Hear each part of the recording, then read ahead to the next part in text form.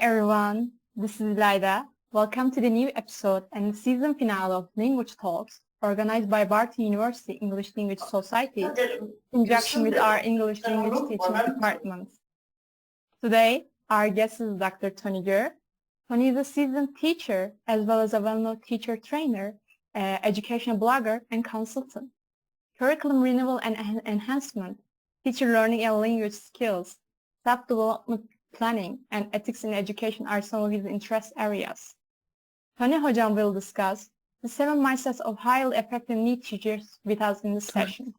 Based on his personal experience, he will highlight 7 mindsets including authentic mindset, reflective mindset, optimistic mindset, and more.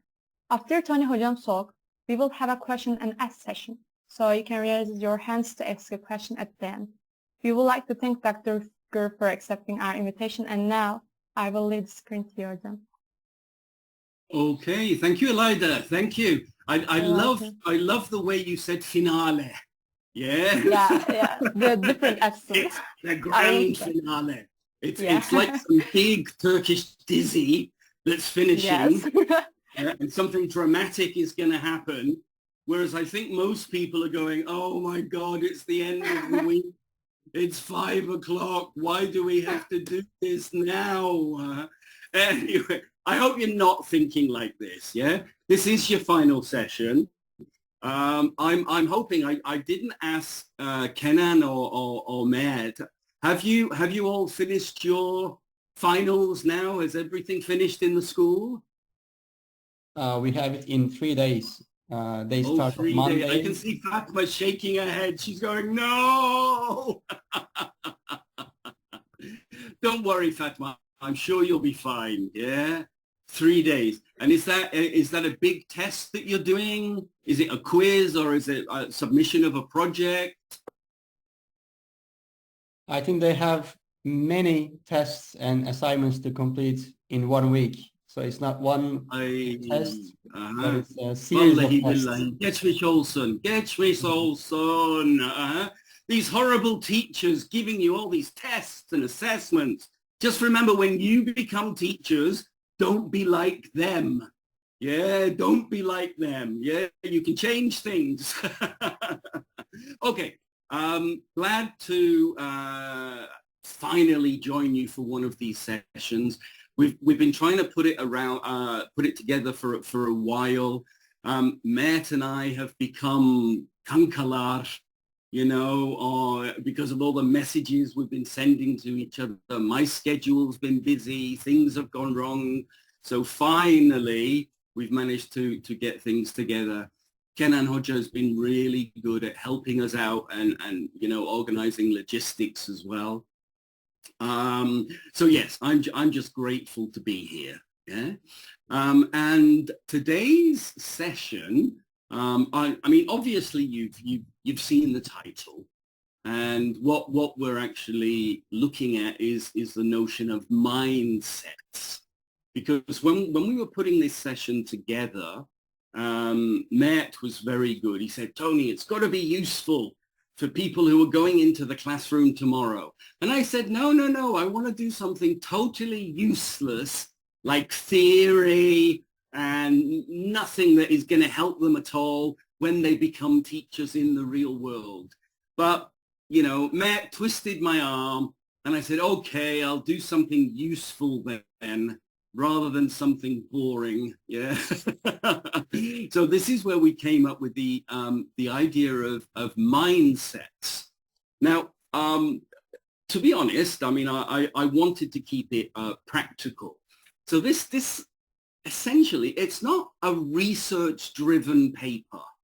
What it is it's more based on my experience over years and years of new teachers or what I might call less experienced teachers, you know, maybe only been teaching, you know, 2, 3, 4 years, as well as brand new baby teachers in their first year.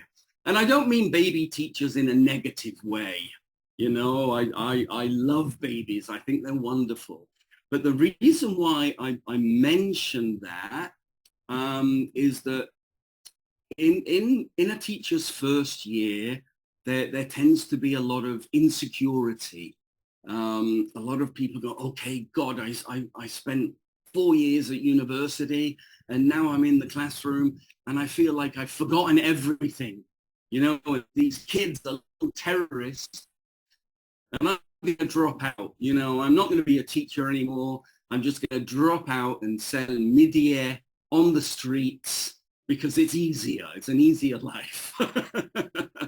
Or some of you, if your parents have got money, you can open a carpet shop and serve apple tea, you know, to rich tourists when they want to buy carpets or rugs. You know, that's what happens.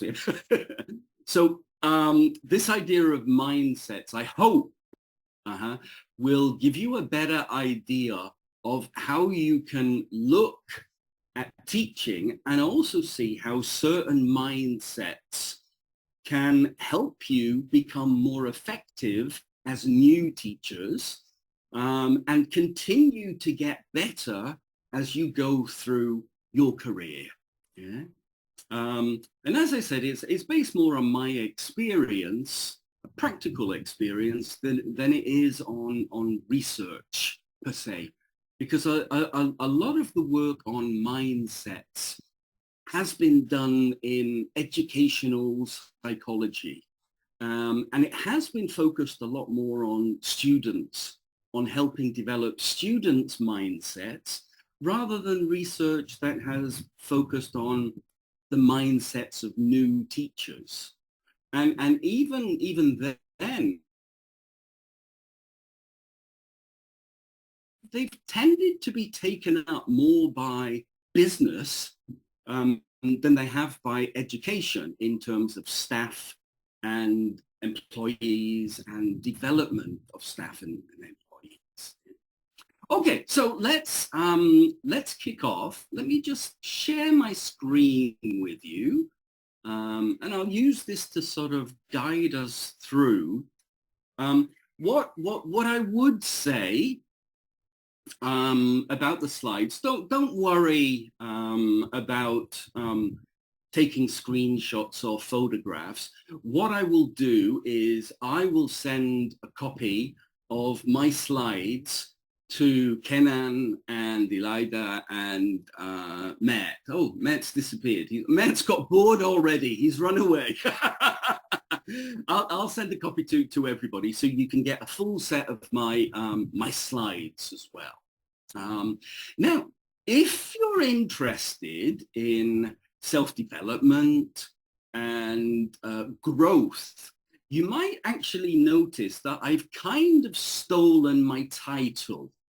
And what do I mean when I say I've stolen my title? Well, I've not really stolen it. But if you look, you can see something that might be kind of familiar. Does my title remind you of another book title? Very, very famous book. Anybody? It has sold more than 50 million copies. And probably a lot more have been pirated. Yeah? No? Well, I've actually lifted my title because we teachers, we're terrible at stealing. Oh, sorry, not stealing, being inspired. I was inspired very much by Stephen Covey's book. I think this was published in 1989, probably about 25 years before most of you were even born. But it is an excellent book, not just for teachers, but for anybody who's interested in growing in their career, you know, just getting better as a human being, as a husband and a wife, as an employee, as a boss even.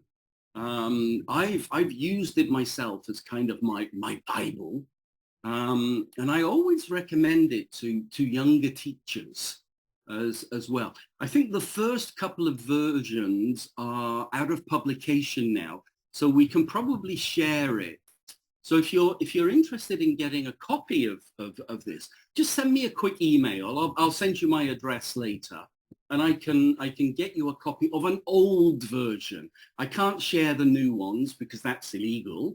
But I can share a copy of one of the old versions if you want to take a look at it, and I would.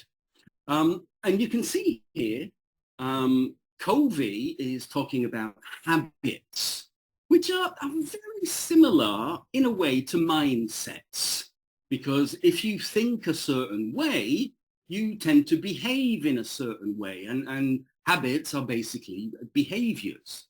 And the idea of highly effective means that, you know, you do something very well. You become very good at something. Yeah?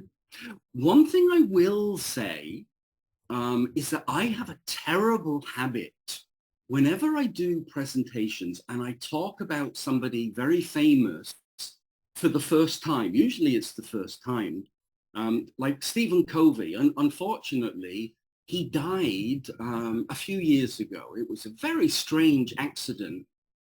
He was quite old, he was very fit, and he used to cycle every day.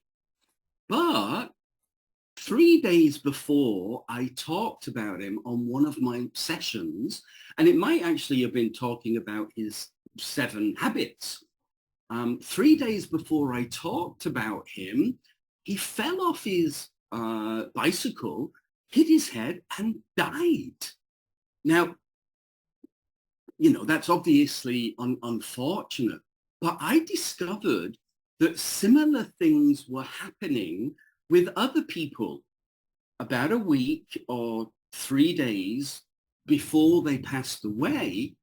I did a session, a training session, where I mentioned their name and I talked about them. For example, Stephen Hawking was the same.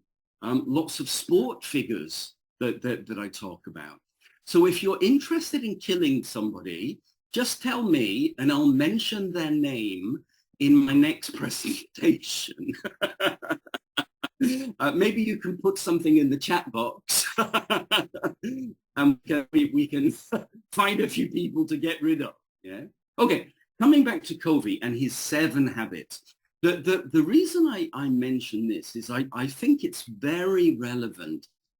The habits that he discusses are very relevant for teachers, especially new teachers, because there's a lot of overlap with what we say about working with our students. For example, this first habit that he talks about, be proactive, don't be reactive. Yeah, be proactive, do things yourself, take the initiative and do things yourself. Number 2, I always love, begin with the end in mind. Yeah, if you're going to start something, always think about the results, always think about the outcomes. For example, in lesson planning, yeah, don't just think about doing a textbook, you know, going through page 12 and page 13. Actually think about, what are my students going to be able to do with the learning outcomes in these pages? And design your lesson plan that way. So your lesson plan is taking the students towards the learning outcomes. You're not just covering activity 1, activity 2, activity 3. You know, you're beginning with the end in mind. Okay, and that really is about anything. And all of the other habits are the same. So hopefully you can say, number 7, I love. It's a bit unusual. He says, sharpen the saw. And it really means if you've got a tool like a saw, if you're constantly using it to cut wood, it's going to become dull. So you have to sharpen your saw. And that's really about professional learning, professional development. Always be learning new things, always be doing professional development and growing yourself. You don't have to wait for your school to do things, you know, do it yourself, especially now we have the internet. So for me, this particular book is very similar to what I'm talking about. And it will be very useful for you to look at this book as part of what I do, yeah, as we go through and have a look at some others. Yeah. Okay, let's move on. I'm going to kick us off. Yeah. I want you all to look in chat. Open up your chat box. Has everyone got that? And I want you to think of one word. I want you to think of one word. Now you're all going, yeah, Tony, what kind of word? Well, this is one word that you believe will describe your experience in your first 12 months as a teacher. Okay? Choose one word that you think will describe your experience as a classroom teacher in your first 12 months. Now, if you've opened your chat box, yeah, write your answer in the chat box. I'm just going to open up the chat box and have a look.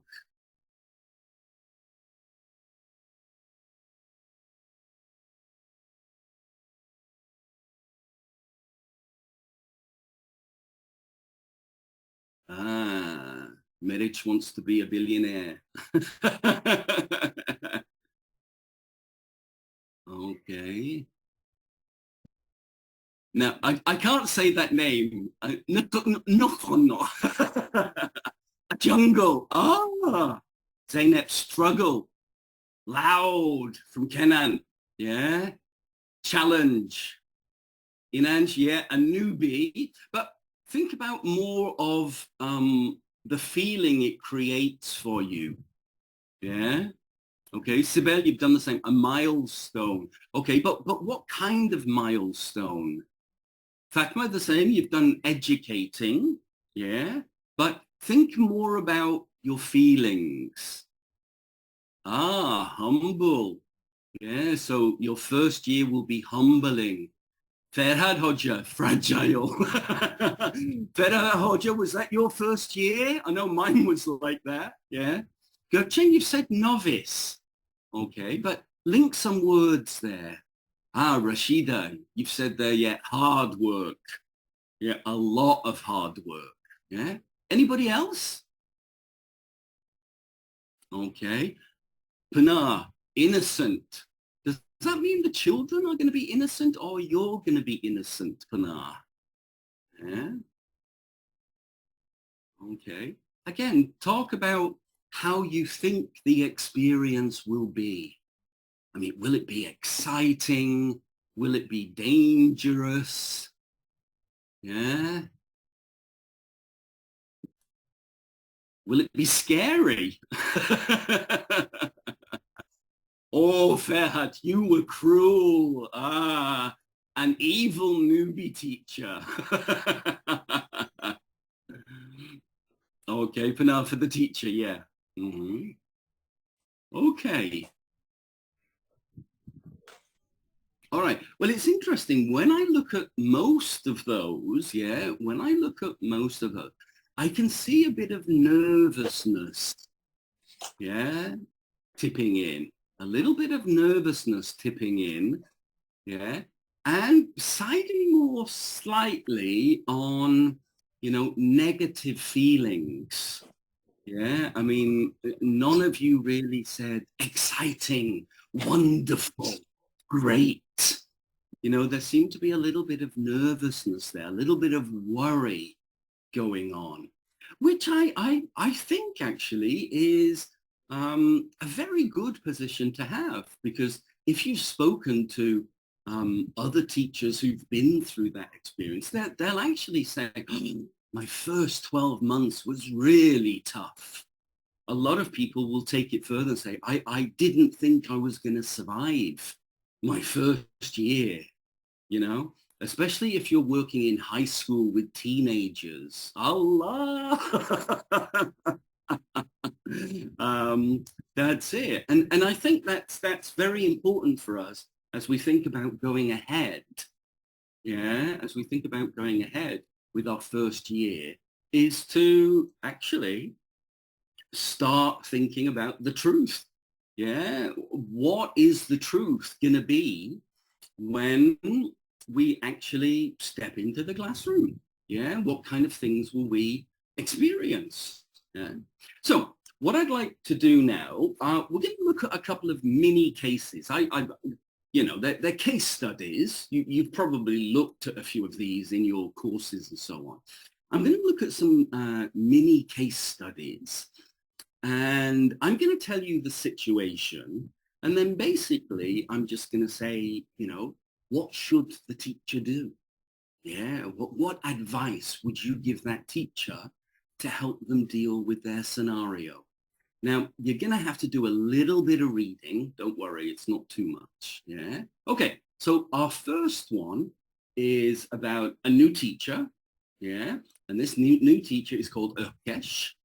Yeah, just have a quick read about the background.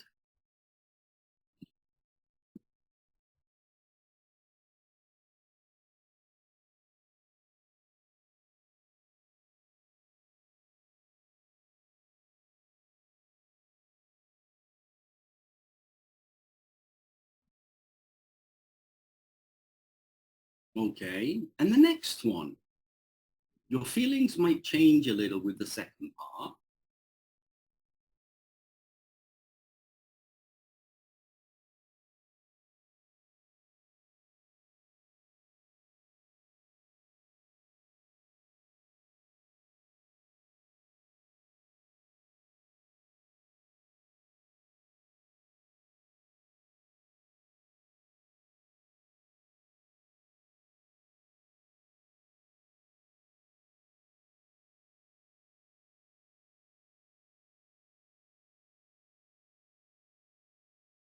Okay, has everyone read it? Yeah, got an idea? Now, a lot of you are probably, yeah, thinking this. Oh, what am I going to do? Or some of you might have actually seen this in your school visits when you're sort of working with your mentor teacher as well. Yeah. This is actually a very common situation, and it is probably a situation that you're going to have to deal with in some way. Yeah.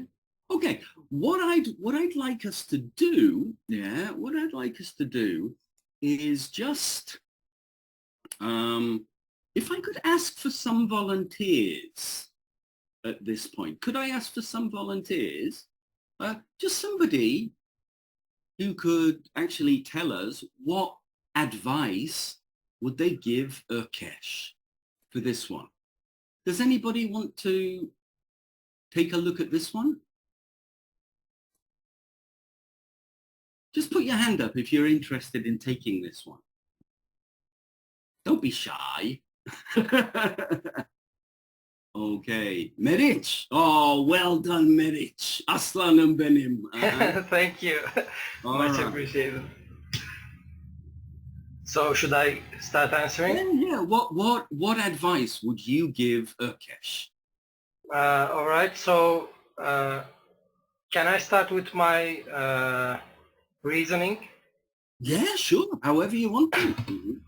So we have learned in our psychology classes, and my previous readings taught me that learning a language based on just the target language shuts down after a certain age.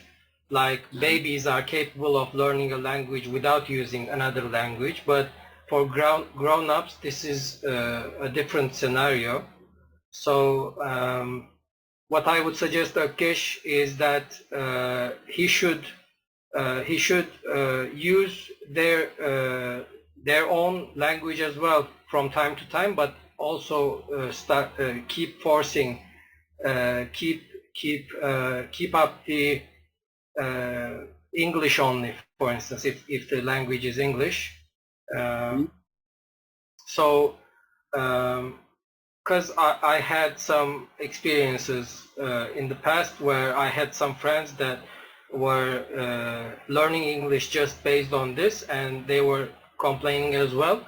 I mean, I can see the negative sides that learning another language requires thinking in that language. If you use your own language, then the trouble starts. And am I keeping it too long?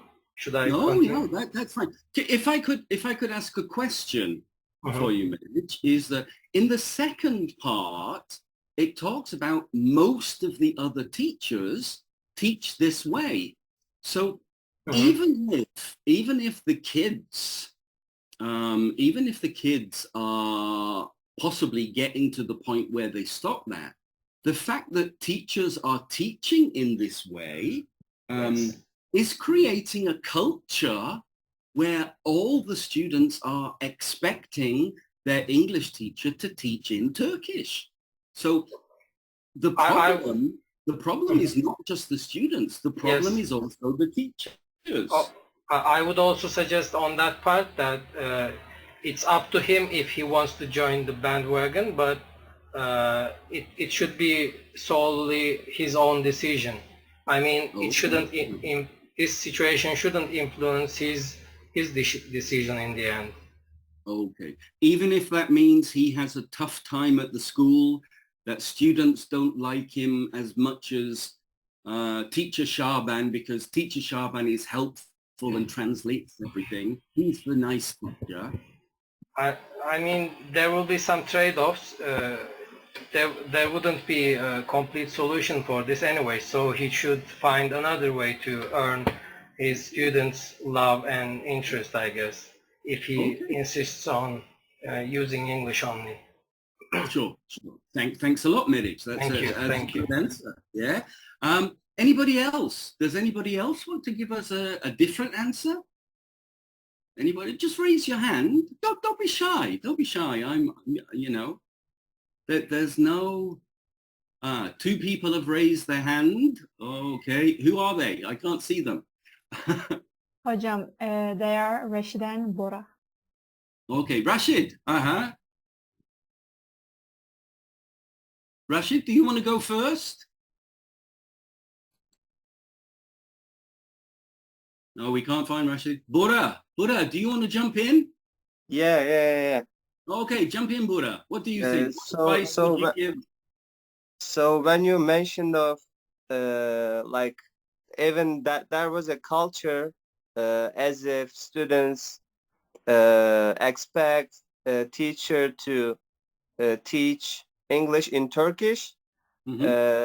So I don't think there are such a culture or social expectation or pressure, but it's kind of more easier way for children. So it's not a social expectation, but a preference, I guess, because they can't comprehend,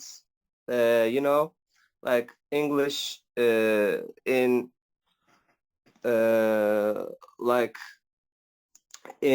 grammar structures. They prefer to grab all these things in Turkish. So it's kind of more like a preference.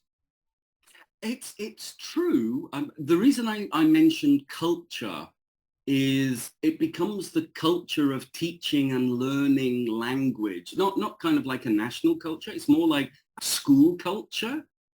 And the reason why I said that is because a school culture or any kind of culture is very difficult to change. Yeah, it becomes a norm. Yeah, you're right. I agree with you on this, but I just wanted to underline that there was no such social expectation, but it's true that it becomes norm. So when back in middle school, if one of my teachers tried to teach English in English, so I would also be surprised. Okay, well, you were very lucky there. You were very lucky there because there's a lot of schools where this happens.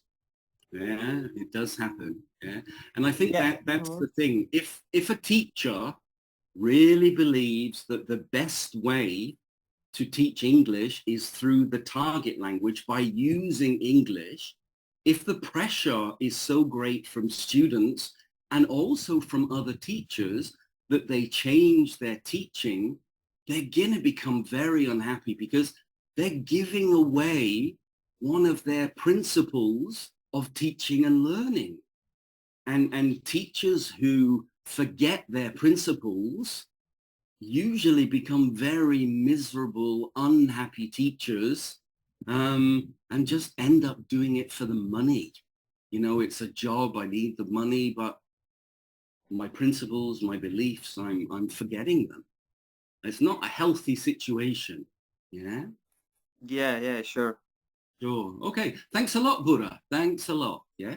Okay. Let's move over to another case study because I want us to look at both of them. Oh, my dogs again. Mini case 2. Now, mini case 2. I've seen this occur many times. So it's something that can happen. So this teacher is Kezban. Yeah. Kezban is very enthusiastic, energetic. She loves teaching. And she's just started her first 12 months. Have a look at the background.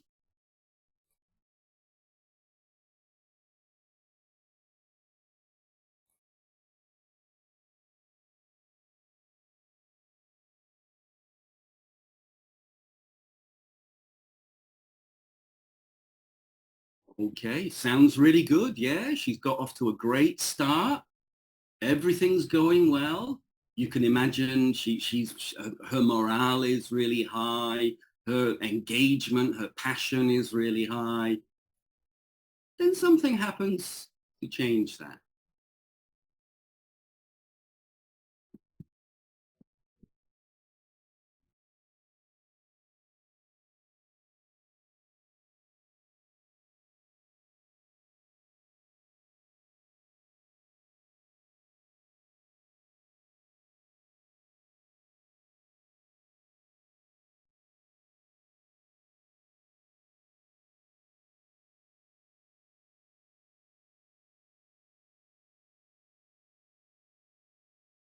Now, probably a lot of you are thinking, Kezban's doing the right thing.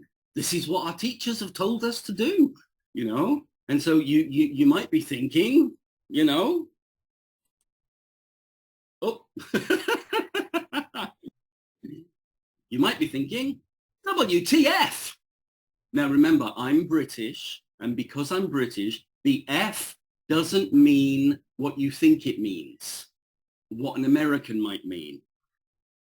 What I mean is, what the flip? What the flip? Everything's going well, you know?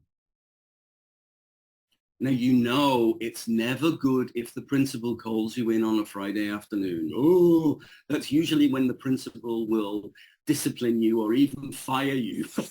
But it's interesting that the principal is telling Kezban about complaints from the teachers. These teachers, older, more mature teachers, didn't come and speak to Kezban. Behind her back, they went to the principal. Also, the parents. Poor Kezban was probably thinking, the parents must be really happy.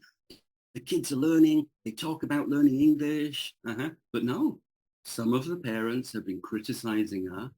And again, none of the parents came to speak to her to give her some feedback.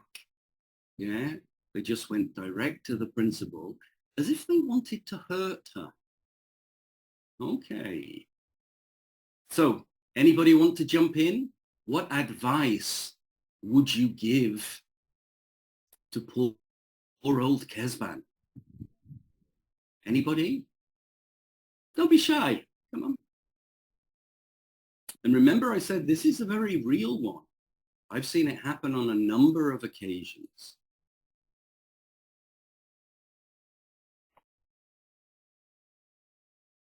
What about a female teacher to be? Come on. So far, we've had boys talking. Can I jump in? Huh?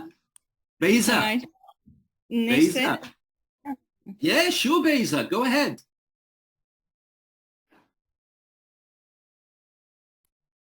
Hocam, someone was saying something, but it was not me. Ah, okay. All right. Anybody else then?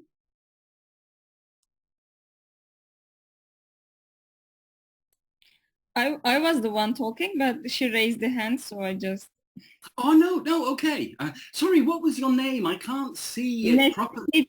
It's Neşe. Neşe. Okay, Neşe. Uh-huh. Yes. Actually, it was a very known situation. I've experienced similar thing. That's why I wanted to give a suggestion. I would just say to be a confident person, just to explain herself more maybe to the principal and to parents. I'm sure they will understand. Okay. She can say, that's the way I learned. I'm sure it's working. And just give me a time. You will see that your kids will love and kids will learn, let's say. Okay. So your advice is for Kezban to be confident in what she knows, to explain things a little bit more, you know. What about teachers? You said the principal and parents. Would you recommend that Kezban speak to teachers? Because why not? I think they will understand too. Yeah, and I think it's I think it's fair. I was actually very disappointed that some teachers would talk about her behind her back and go to the principal rather than speak to her. You know, the teachers are obviously not very open. Maybe there's a bit of jealousy there. You know, it's difficult. Yeah. Okay. We had a couple of other people who raised their hand. Yes, hocam. Beyza, raise your hands. Beyza? Beyza, raise her hand, and Meriç. Okay. Beyza first. Hocam, I would advise Kezban to record a clip, like make a clip of her lessons, like a bit short video, showing the kids, students, students having fun and learning, and showing how effective her way is. And I think it's a better way because every good thing, every good learning happens and in noisy environment. So I'm not telling something for the other teachers, but the principal and the parents actually. No, I always say, you know, we should teach the parents before we teach the kids, because a lot of parents, like some principals, can have some old-fashioned ideas. You know, they're a bit strange, and that can cause conflict. So yeah, being very open, being very honest, and I like the video idea, because you're showing evidence of what you're doing is working. And then what we said before, you know, building a relationship with the principal, with the parents, so to get some trust. I like that. I like that idea very much. Yeah. Okay. And Meriç, very quickly, do you want to add? Yeah, the noise part cannot be justified. I think I see it like teaching. Let's say we are teaching the kids the effects of fire. You could burn a piece of paper and teach that, but she preferred to burn a forest down maybe. The noise part cannot be justified. I mean, she should be respectful of the other classrooms. I mean, everyone has the right to be educated. Some other classes maybe do not require games and they need pure quiet. If she kept it low, if she had it under control, I'm not suggesting that she shouldn't allow games, but only if she is able to use her authority and keep the noise levels at a acceptable level, then she wouldn't be in trouble with the principal. I think the cherry on top was the noise part, and when it comes to parents, it's not we cannot please everyone as teachers. We should accept this from the get-go, I guess. So this is my take on the case. Okay, no, I get your point. So she should maybe check the level of noise. If it's really uncomfortable for other teachers, she should maybe work with her kids to keep noise at a respectable level, if you will. Somebody else put their hand up. Let me have a look. Who was it? Gülbahar. Bahar. Raising her Yeah, it's hand, Yoda. yes. For the Okay. noise part, I will suggest that if the other classroom and other teachers and the principal is very worried about the noise, then they need to spare another English classroom for the teacher. I mean, just like a music classroom, they should find an English class just for English lessons. That's further away. Yeah? Yes. Okay, yeah. I mean, to be honest, I don't see any problem with maths classes, physics classes being a little bit noisy. I mean, a classroom should be noisy, not out of control. And I think this is why the lack of discipline, you know, some teachers often complain that there's no discipline. It's got nothing to do with discipline. There is real learning going on. It's just a little bit noisy. Yeah, so yeah, I'd you know, think about that. But yeah, as we've kind of said, I definitely wouldn't recommend that Kezban change her approach, because her approach is working. The kids are happy, the kids are learning.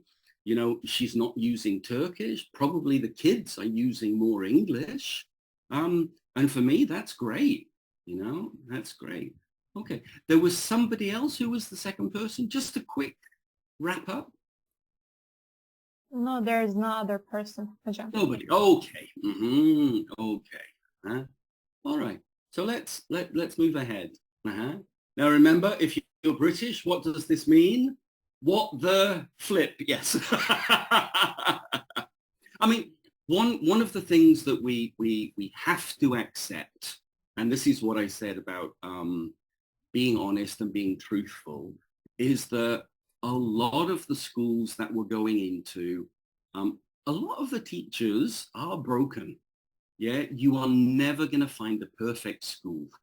That's the idea. So you've got to be ready for problems like this. And what happens here is your approach is probably going to be conditioned by how you think. And this is why, you know, you've got to be very honest about yourself. You know, what do you believe? What are the things that you're going to try and put in place? These are the things we've got to think about. And this is where we come into the idea of your mindset. Now, some of you have probably come across that word mindset before. And to be honest, it's a relatively new word in English. It didn't turn up until about the 1930s. And in general, you know, spoken English, not academic English, the first definition we saw was the idea of habits of mind formed by previous experience. So there's the idea that the experience that we have creates habits in our mind. And that's why I chose the title that I did. If you look up in other dictionaries, you might sort of see established beliefs, attitudes, assumptions, or values. Those words are often used. Yeah. Habitual or characteristic mental attitude. And again, it determines how you see the world and how you respond to certain situations, your behavior. Okay. Or, you know, in very lay terms, it's the way we typically think. You know, I will look at something and think one thing. You might look at the same thing and think something totally different. Yeah. One of the other ones that we often think is this idea of a fixed mental attitude. So it links there with how people typically think. All right, but your fixed attitude, your inclination, your mood. So it's something that drives you along. And in recent terms, in recent years, for example, this mindset generally, as I said before, in business and in more general forms, we've sort of described lots of different mindsets. Like you can see here, a collaborative mindset. You know, somebody who has a collaborative mindset likes to work with other people, likes to share. Okay, a social mindset. Obviously, social, antisocial. We tend to find that a lot of teachers are very social. Yeah. Solution-oriented, people who are always looking for solutions.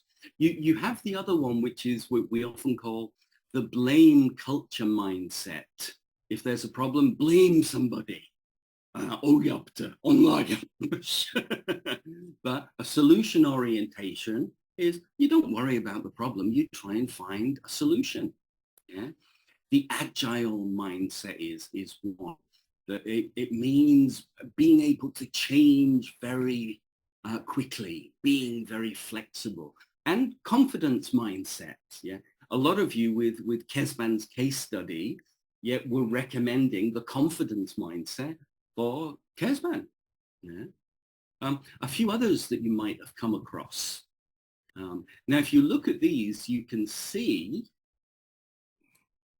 that a lot of them, whereas our first group tend to be positive, a lot of these ones tend to be more negative. Like if somebody has a pessimistic mindset, you know, you can probably guess they're not very optimistic. Everything is terrible. Everything is going to be bad.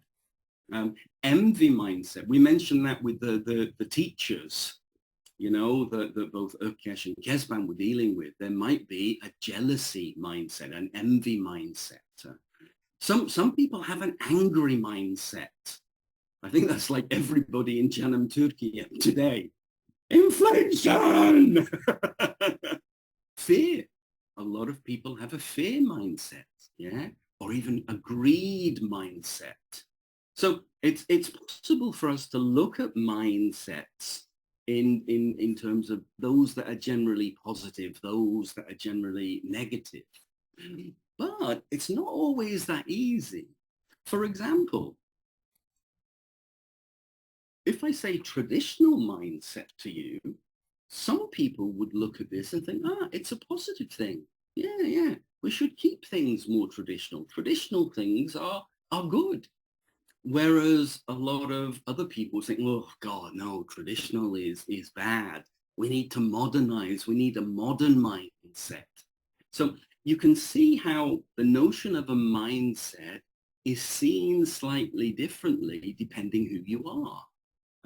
For example, let's take a few more. There's a few things there. Yeah. A liberal mindset. For example, if I was speaking to Donald Trump, he would say, a liberal mindset is terrible.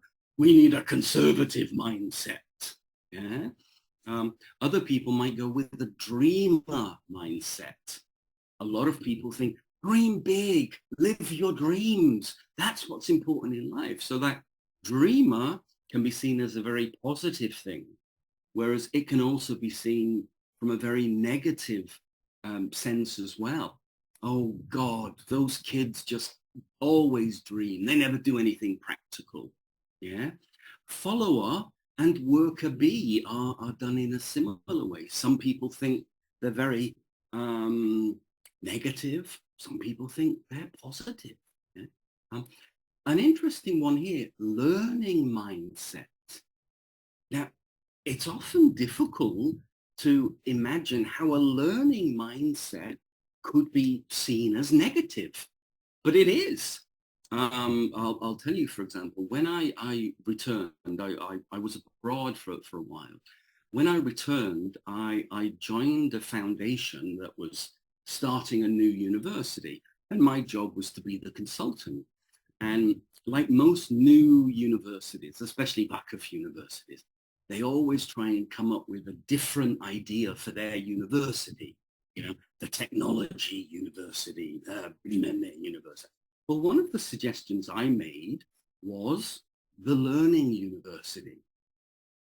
And when I made this initial presentation, I was shocked that so many people hated the idea. They said, we can't call our university the learning university because people will think we don't know anything. People will think we're not experts. And these guys were professors, you know, senior professors and important businessmen, that they saw learning as a negative thing, which totally gobsmacked me. Needless to say, I didn't work there for a long time because we didn't have the same mindset. But you can see the idea.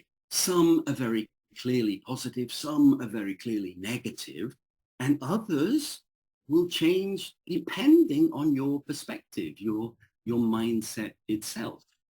And you can see how mindsets should really be looked at as a continuum, you know, one at one end of the continuum and another one here.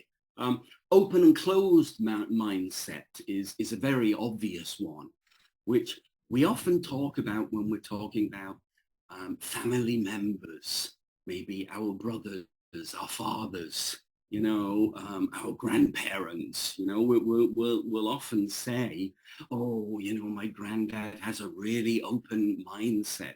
And we're suggesting that he's modern, he's open to new ideas. Yeah, whereas when we talk about a closed mindset, oh no, they don't want to do anything that's different. They don't want to change their mind, if you will. Yeah. And it's also interesting. I've never actually met anybody. Yeah. I mean, maybe we can do this in the chat box. If we open it up. Yeah. All right. Let's just open it up. And there, if you say, yes, I have a closed mindset, just write yes in the chat box. If you believe you have a closed mindset, just write yes in the chat box. Go! I just want to get an idea.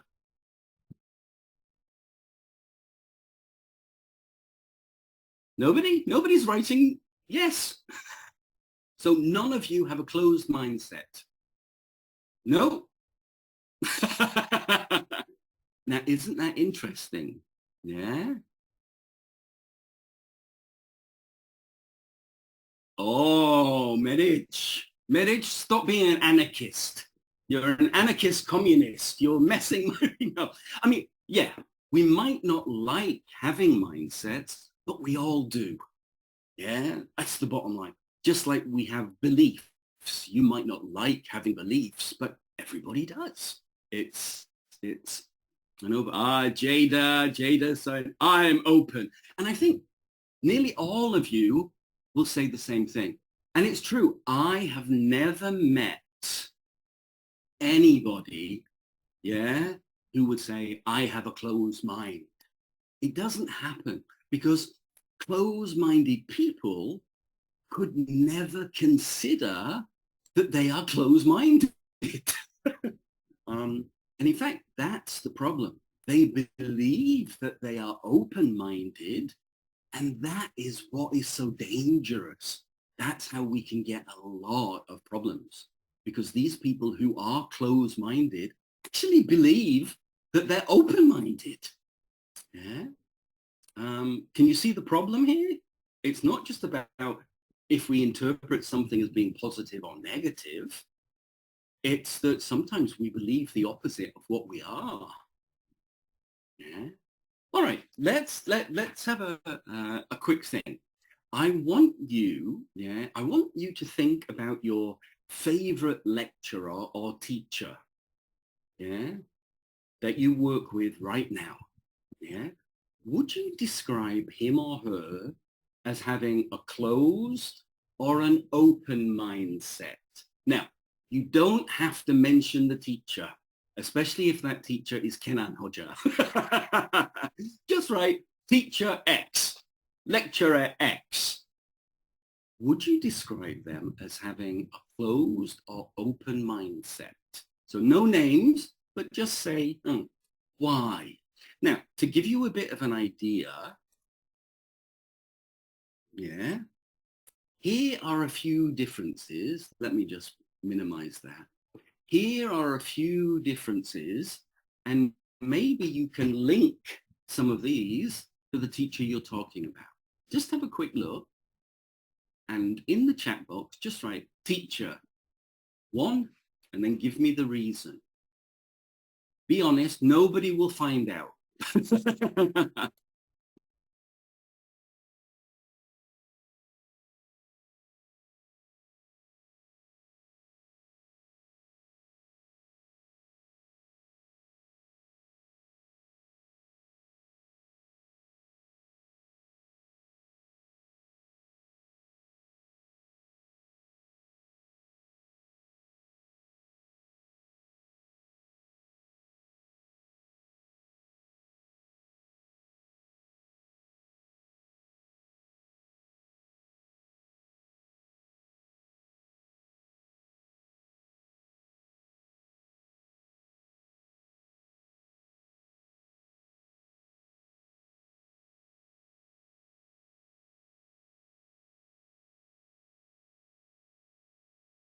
Okay, there's one answer there.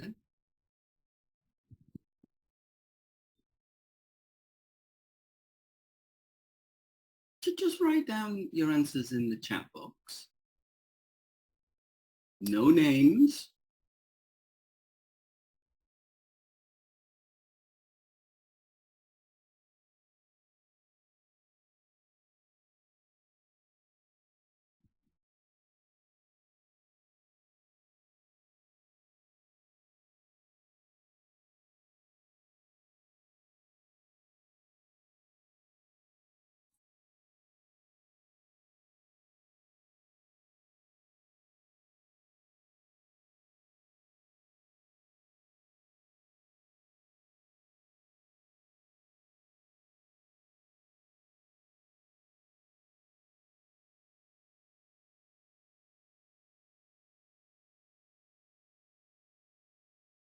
Okay, let me open up the chat box and see what we've got.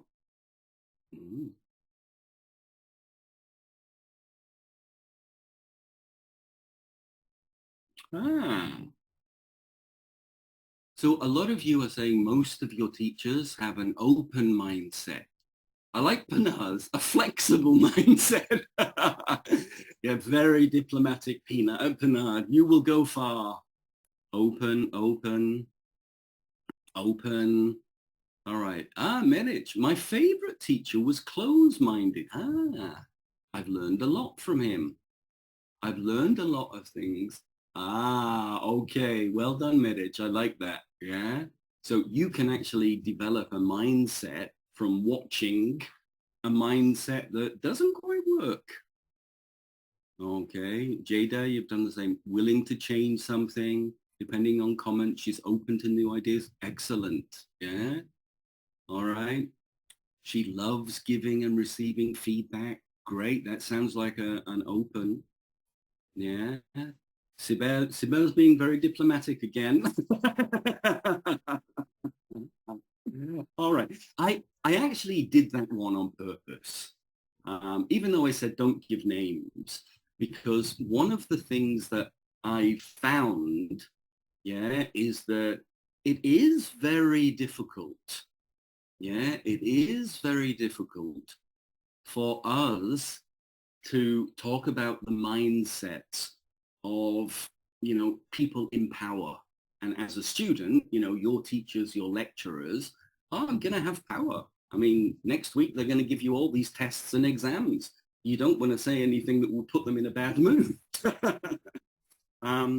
Whereas, you might find, I found there are lots of lecturers, especially professors. I don't know why. yeah, who are very close-minded. You know, they think that they know enough. Sometimes they think that they know everything and they are better than everybody else. And because of that, they're very close-minded. They don't like questions. They turn questions down. And they can become quite defensive, unfortunately, because these people are academics. They are teachers at university level, and they should be some of the most open people we meet. A lot are, but sometimes, and I think it's the higher they go up, the greasy pole, higher they go up in the rankings, they have more to lose. And that's one of the reasons. So I was a bit unfair with that one, but I wanted you to get that point as well. Another one that I think you might have heard a lot about. In fact, this is the main one that the discussions on mindsets are talked about, this idea of a growth mindset and a fixed mindset.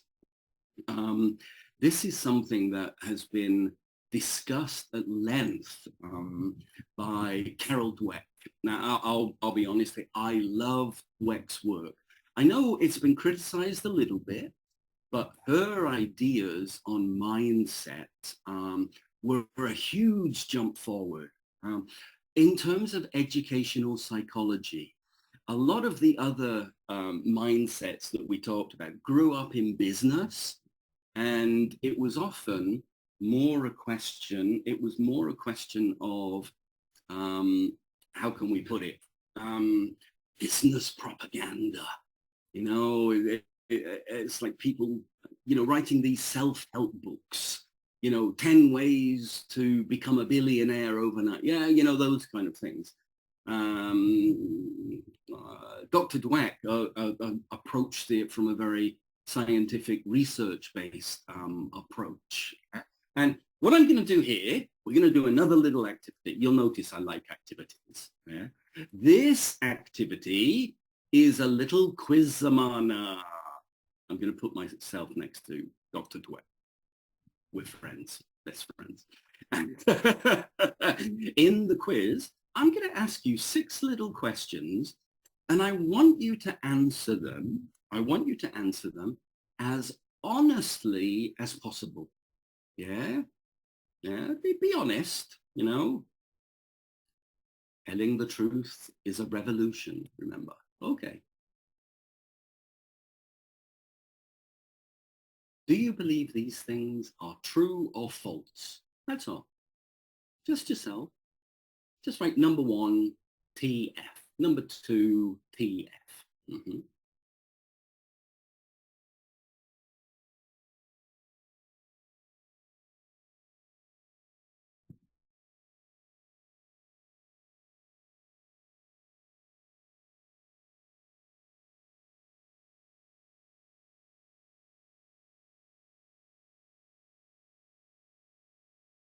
If you want to write your answers in the chat box, do, you know, like just write number 1, true, false. Mm-hmm.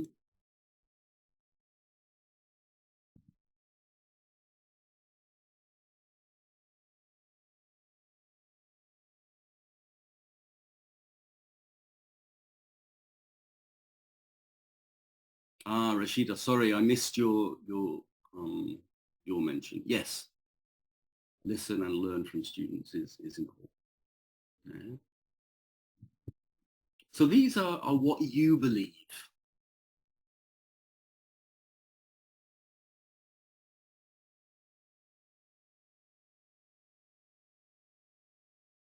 You don't have to, but if you want to put your answers in the box, feel free.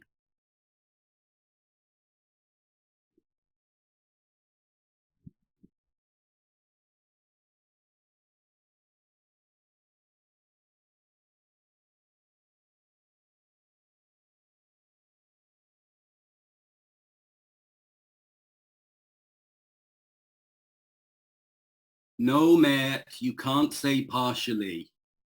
And you can't leave anything empty. Number 5.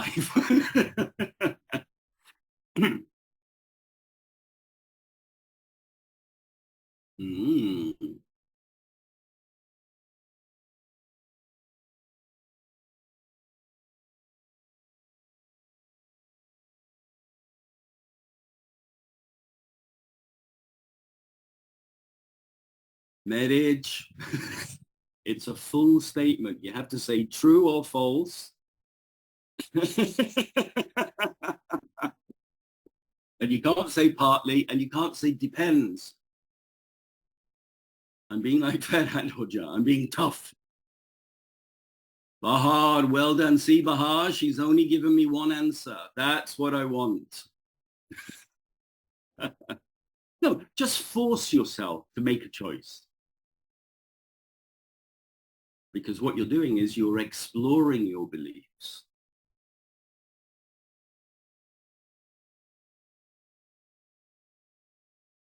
Kenan Met's got 90 points.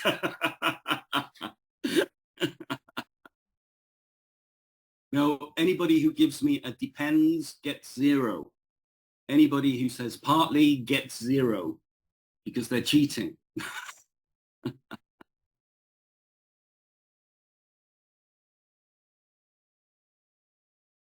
Okay. All right. Now, the reason why I did this is some of these statements, if you believe they're true, will show what type of mindset you're operating with. Yeah, generally, I mean, it's like any of these quizzes. Yeah, for example, yeah, number 3, people are capable of changing who they are. Yeah, people with a growth mindset will definitely say true to this. They won't say depends. They can change what they can do. They can change their abilities. They can change their job. It just takes time and something else. That's the idea. Number 1, you're born with a certain amount of intelligence, and it's something that can't be changed. Kesinlikle hayır. That was something that came from the 1940s and 1950s. Everybody can become more intelligent. For example, I'm quite an intelligent guy, but when I got married to my hatun, I became more intelligent because of her. Yeah, this is it. Yeah, what you do, the life experiences you have make you more intelligent. When I was younger, I did an IQ test. My first one, I didn't do very well. For the following year, I studied those IQ tests, you know, really, really careful. The second time I took the test, my score was much higher. Was that because my intelligence got better, or just because I learned how to play the game? Yeah, IQ tests don't show you anything, but your intelligence can change. You can get better. Your emotional intelligence can get better. Yeah. Okay. Look at number 6. Studying, working hard, and practicing new skills are all ways to develop new talents and abilities. That emphasis on hard work. If people believe that you can't change who you are, then hard work is a waste of time. Study is a waste of time. Practicing new skills is a waste of time. Remember, learning how to play the piano, yeah, you have to have a certain amount of talent, but unless you do 10,000 hours of practice, you will never be really good at playing the piano. Practice makes us better. Yeah. So you can see what Dr. Duet was working with. Carol Abler. She was looking at this notion of the kind of attitudes and beliefs that make up the growth mindset.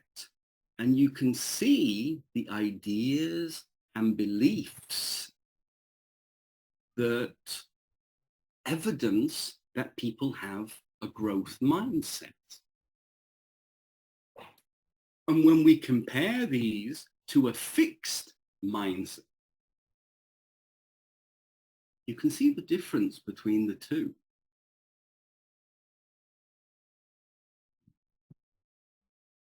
The growth mindset is very much focused on the possibility of learning more.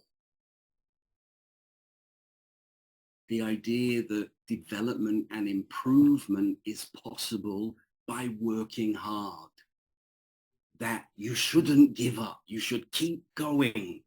Yeah, you need to show perseverance. Yeah, I think. Whereas the fixed mindset is, this is the way I am. I can't change. Yeah, this is my limit. I can't do anything. If I'm not good at something, I'll just give up, and that's a waste of time. I'm either good at something or I'm not. It's a very fixed mindset. Now, one of the things that has come from this, with Carol's work, Dr. Dweck's work, is she said, really, we need to be helping students develop a growth mindset. And in order to do that, teachers need to have a growth mindset, just like the best teachers will have an open mindset. It's the idea. If you have a fixed mindset, it's going to be very difficult to help create children with a growth mindset. So what you're getting there is the idea, that there are two mindsets on the continuum. Yeah, two mindsets on the continuum, and this shows us a lot more about who that person is. All right, a few questions. I know we're running out of time a little bit. I ran over because we were a bit late starting, but would any of you like to jump in on these areas? Just your own reflections on yourself. You know, be honest, you know, there's no shame. Yeah. Anybody want to raise their hand and give us a few ideas?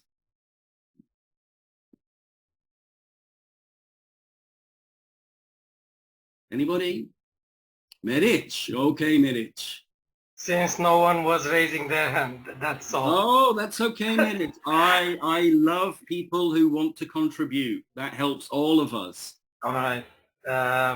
So I do not, as you might have guessed from my answers, I do not possess a mindset.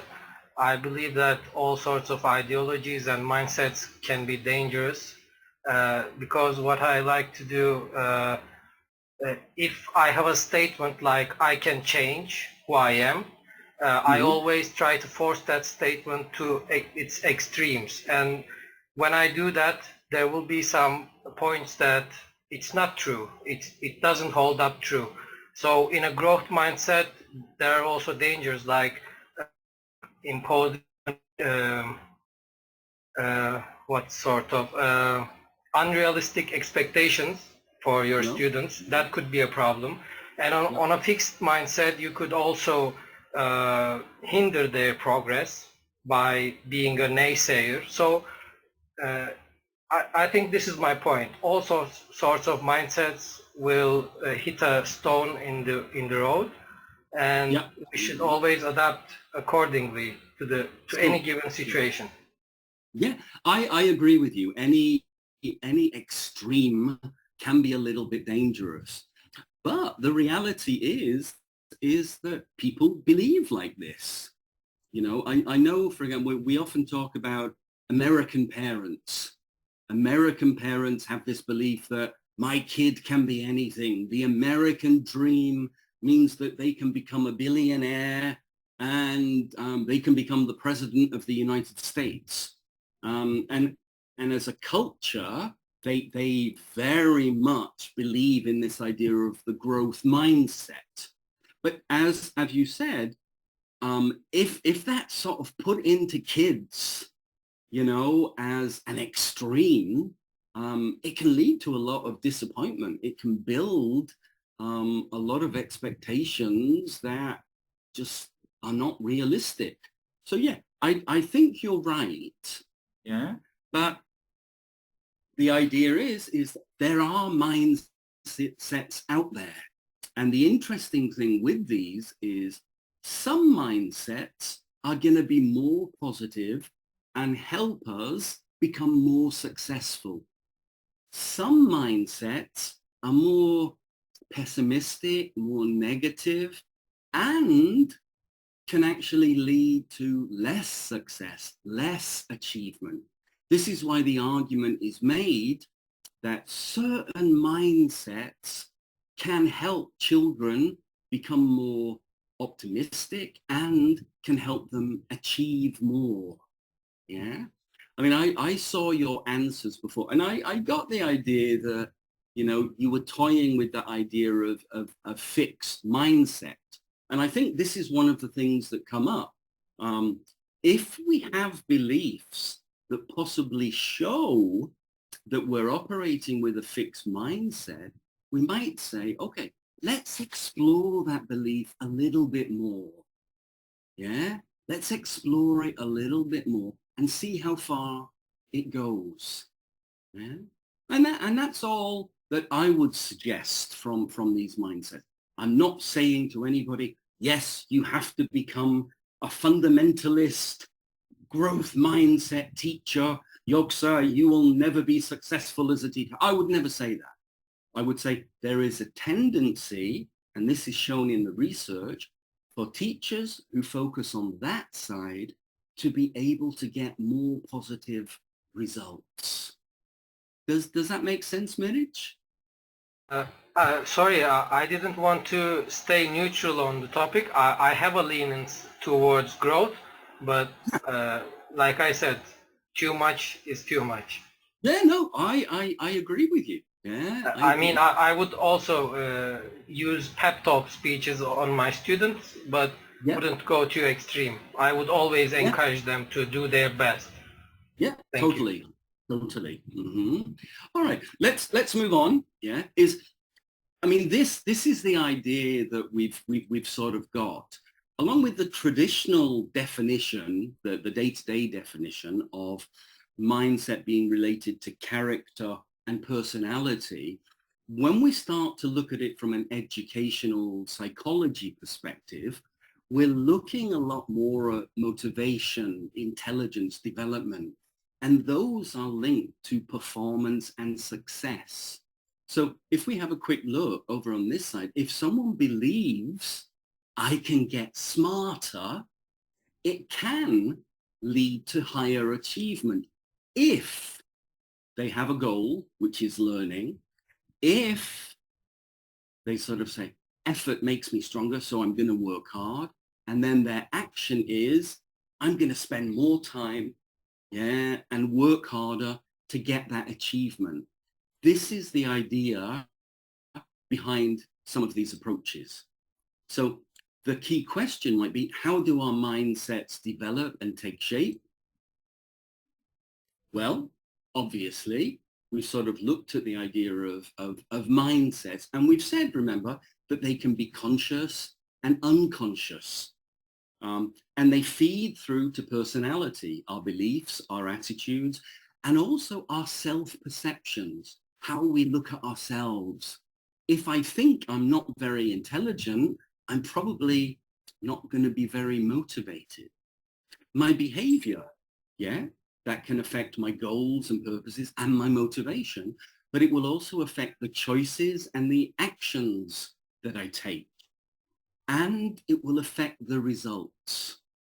But if we ask the question, where do the mindsets come from? There are two areas that we look at. The first of these is experience. And experience can come from first-hand experience, what we experience ourselves, and secondary, what we see in our brothers and sisters, what we see in our family. So we observe them. Also, a critical point is feedback. And again, feedback can come from self-assessment. Now, if I always have a negative approach to life, my feedback to myself is very pessimistic, okay? Significant others, if feedback from my parents or my teachers is also very negative, that can affect the kind of mindset that I sort of focus on. So you can see it's part of that process of developing growth and so on. And you can see why it becomes very important for teachers. Because what it's suggesting is if we can provide the right kind of experience for our students, like Kezban did, and if we can give them the right kind of feedback, we can set them up with the right kind of mindsets which help develop their personality, shape their behavior, and inshallah, results. Okay. Now, this is where we come to, and I'm going to sort of finish here. So which sets of mindsets are critical for new teachers? I mean, we've been through that. You've probably started to guess what I would recommend here. And in fact, I did two versions of this. My first version, I looked at them and I summarized everything I was looking at here and what I know about various things. And my first version was very much like this. Obviously, we need to have a learning mindset. It needs to be open. It needs to be a growth-based. It needs to be social and inclusive, so we keep people together. Yeah? It needs to be a change mindset, and that change mindset needs to be agile. It needs to be flexible. And that makes a lot of sense. But the thing that I was looking at is that was just too general. I think that is generally what every teacher has to be. But when you're a new teacher, you're going into a situation for the first time. And so there are a number of things which I think are particularly important. Yeah? And I think we saw some of these things. There's 4 that I've put here. Authentic. You know, as a new teacher, you have to be authentic. Don't fake it. If you want to build good relationships with your students, be honest. You know, if you want to make sure that your students are learning in the best way, yeah, be authentic with what you're doing. Like we said with Kezban and Ökeş, explain things to people. Yeah? A curiosity mindset is so important. Be curious about your students. Be curious about your subject. Be curious about language. You know, right now your language is probably not perfect. It has to get better as you develop in your career. Optimism. Yeah, you saw with Kezban, she was very optimistic, but then, you know, she heard about the gossiping from teachers. She heard parent complaints. But the advice you gave her was to remain confident, to explain things a little bit more and stay optimistic that things will get better. And that links there with self-efficacy. Yeah, believe in yourself. If you've got principles, stick to your principles. Don't give your principles up just because your first 12 months is difficult, because it will be difficult. Stick to your principles, yeah? But there are 3 others that I really do believe in as well. Let me just pull that one down. Yeah? And the others that I strongly recommend are what I call the conscious mindset, the enterprise mindset, and the reflective mindset. If we look, what we might have, the first 4 that I've given you there are really your personal victories. These are the areas that you need to be strong in as a person to start becoming a successful teacher. However, the other 3 are what I call the professional mindsets that you need to build onto your teaching.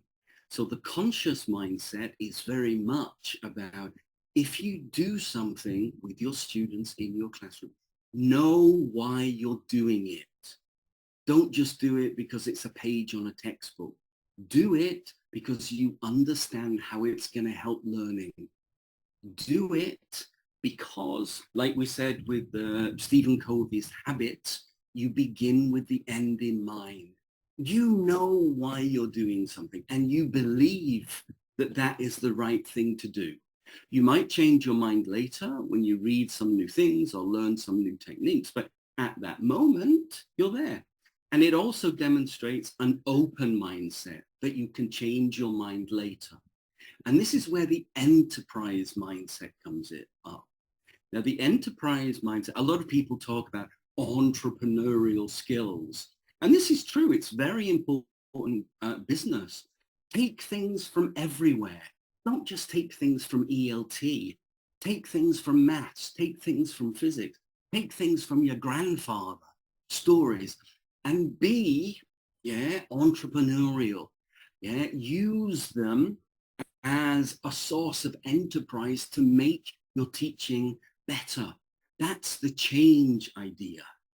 And the last one, very, very important. We have to be reflective practitioners.